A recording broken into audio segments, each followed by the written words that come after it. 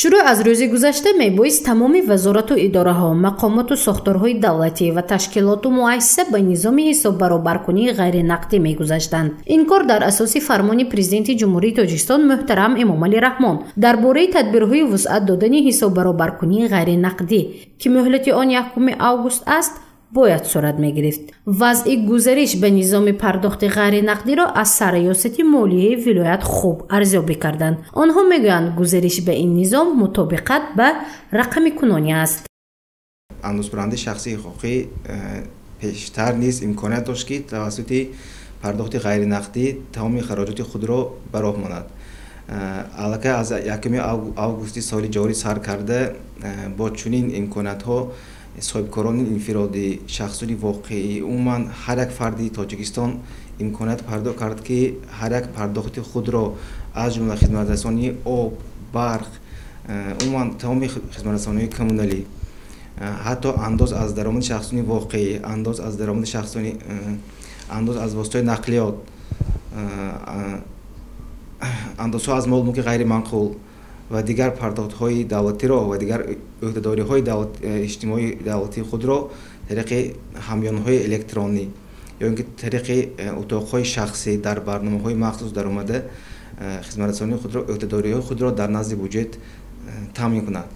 вобаста ба иҷроиши фармони президенти ҷумҳурии Тоҷикистон дар бораи тадбирҳои вусъат додани ҳисоббаробаркунии ғайринақдӣ дар сатҳи вилоят таҳлил гузаронда шуд. аз рӯи иттилоъҳои ба дастомада сохторҳо барои гузариш кардан ба пардохтҳои ғайринақдӣ корҳои фаҳмондадиҳиро ҷонок карданд. ҳоло вазъ дар шаҳри Гулистон аз рӯи иттилои раиси шаҳр хуб мебошад. Раъно Ҳошимзода зимни нишасти хабарӣ гуфт ки корҳои фаҳмондадиҳии гузариш ба низоми пардохти ғайринақдӣ дар ин шаҳр аз моҳи июн оғоз гардид. ҳисоббаробаркунии ғайринақдӣ албатта дар ин давра бисёр корҳо аз тарафи кормандони амонатманд ки дар шаҳр буда корбарӣ рафта буд, корҳои фаҳмондадиҳӣ рафта буд. имрӯз тамоми муассисаҳои буҷетӣ ба пуррагӣ омода ҳастанд ва ҳисоббаробаркунии ғайринақдӣ мана роҳбари амонатбанки шаҳр дар инҷо ҳузур доранд пуррагӣ аллакай гӯем ки гузаштаи соат, чунки мо аллакай моҳи июн 20 ҳамин ки фармон ба тавсит расида буд, аллакай моҳи июл ба талаб карданд ки корҳои фаҳмондагӣ ки аллакай ҳамин ғайринақдӣ қабул карда бошанд. имрӯз ягон ба хӯли ман дар ҳудуди шаҳр яъне гӯем ки мушкилӣ нест. корхонаи воҳиди давлатии амонатбонк дар ин шаҳр корҳои фаҳмондадиҳиро вобаста ба гузариш ба низоми ҳисоббаробаркунии ғайринақдӣ на танҳо дар ҳудуди шаҳр, балки дар деҳаву ҷамоатҳо низ ҷонок кардааст. аз ин рӯ то имрӯз 91 андозсупорандагони шаҳр соҳиби кортҳои фарогир гардиданд ки он барои пардохти ғайринақдӣ мусоидат мекунад. ва 91 ба андозсупорандагони шаҳр аллакай мо дар моҳи май июн ба корҳои фарогир тақсим кардем. бо мудириёти андози шаҳр дар якҷоягӣ мо як конференсияи фаҳмондадиҳӣ гузаронидем ба шахсони андозсупоранда ки бо тариқи ғайринақдӣ чӣ бартариятҳо дорад. ва инчунин дар шаҳр дар беморхонаи шаҳр ва беморхонаи марказӣ постерминалҳо насб кардем ки мардум метавонанд пардохтҳои худро, пардохтҳое ки ҳастанд давлатӣ ғайринақдӣ амалӣ кунанд. ва инчунин дар филиали амонатбонк дар шаҳр боз як хазинаи дигар барои пур кардани ҳамёнҳои электронӣ ташкил карда шудагӣ аст. ғайр аз хазинае ки буд боз як хазинаи дигар кушода шуд.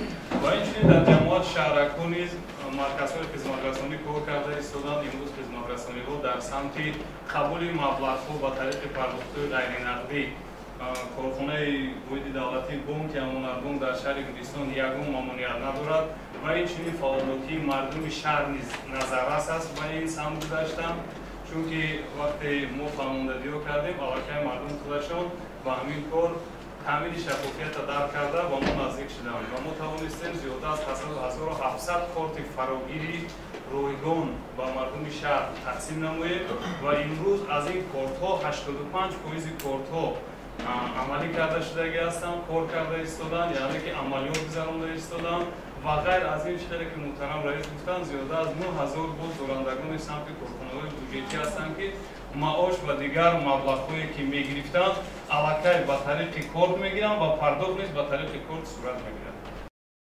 мутобиқ ба фармони президенти кишвар муҳтарам Эмомалӣ Раҳмон шурӯъ аз 1 август пардохти андозҳо, боҷи давлатӣ барои додани иҷозат ва иҷозатномаҳо, пардохтҳои дигари ҳатмӣ ба буҷет, ҷарима, маблағи суғуртаи ҳатмии давлатӣ, хизматрасониҳои тиббӣ, хизматрасониҳои коммуналӣ, намудҳои дигари хизматрасониҳои давлатӣ, инчунин қабули маблағҳо аз ҷониби вазорату идораҳо ва ташкилотҳои давлатӣ тариқи ғайринақдӣ сурат мегирад.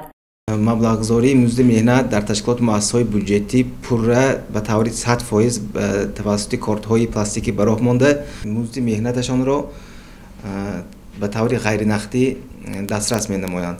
вобаста ба ин аз ҷониби ташкилотҳои қарзии молиявӣ дар ташкилот муассисаҳои бюҷетӣ терминалҳо ва дигар таҷҳизотҳои қабули маблағҳои ғайринақдӣ васл карда шудааст.